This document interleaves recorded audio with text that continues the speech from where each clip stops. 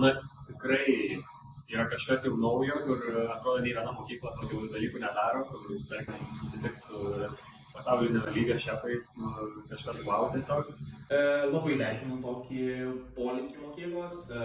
Tikrai žinau įstaigų, kurios irgi stengiasi tokį lygį pasiekti, kad galėtų kviesti pas save tokius žmonės. Tikrai ne visiems išeina ir aš labai džiaugiuosi, kad aš patekau į tokią įstaigą, kuriai pavyksta tai atvykti ir kad profesionalai, šefai atvyksta čia irgi ne iš to, kad jiems sumoka daug pinigų, ne dėl to, kad jie pasiilgo šitos mokyklos, bet dėl to, kad jie irgi nori pasidalinti savo žiniom, jiems smagu atvažiuoti irgi sužinoti kažką naujo iš mūsų, paragauti mūsų padarytų visokių patiekalų ir išskleisti savo žinias kitur. Būdamas Talentų akademijoje, aš pasiėmiau turbūt daugiau negu būčiau pasiėmęs bet kokioj kitoj virtuviai, kadangi mums vedė mokymus tikrai specialistai, kurie ateina čia su noru parodyti kažką, ko mes tikrai neišmoksim iš kitų žmonių, ar neišmoksim patys, ar nerasim internete. Tai aš manau, kad šita Talentų akademija yra labai geras šuolis tiems, kurie nori kuo greičiau įsivažiuoti į savo mylimą sferą, tai yra kulinarija. Labai. Nes, pavyzdžiui, pats Airis šiandien pasakojo, kaip pats pradėjo visą tą savo karjerą ir prisimenu, buvo klausę ir Aleksandro irgi kaip pradėjo šefauti, tai visi atrodo iš realiai nieko pakilo.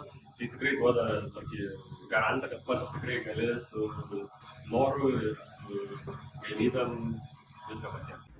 Manau, kad yra toks niuansas, kad laisvas laikas visą laiką yra vertinamas ir tu nori turėti laisvą laiką, bet kulinarijoje, ir jeigu mes kalbam apie jau aukšto lygio šefus, tai jiems poilsis yra virtuvė.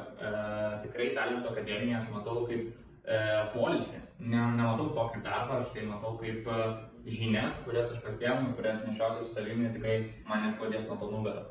Tai aš netgi mieliau eičiau į virtuvę su šefais mokytis, tobulėti, negu eičiau futbolą žaisti lauko. Arba miegočiau. Praskanus laikas, tada tu žiūri į virtuvę kaip į draugą. Tu nežiūri į taip, kaip atsakė, kad tu ateini ir tu turi rasti tą tokį, kad kiekvieną dieną tu darai tą patį, bet tavęs tai neužknisa. Tu darai tai dėl savęs ir kad tau tai ta rutina patinka. Aš dar bandau tą atrasti, man tikrai ta rutina jau kiek per 3 mėnesius susidarė ir aš tikrai džiaugiuosi, tikrai nieko nekeičiu.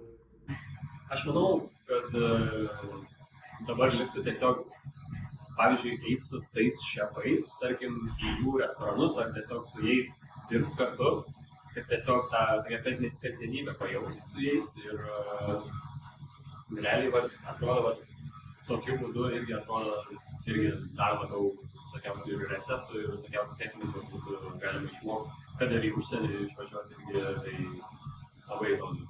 1, 2, sushi!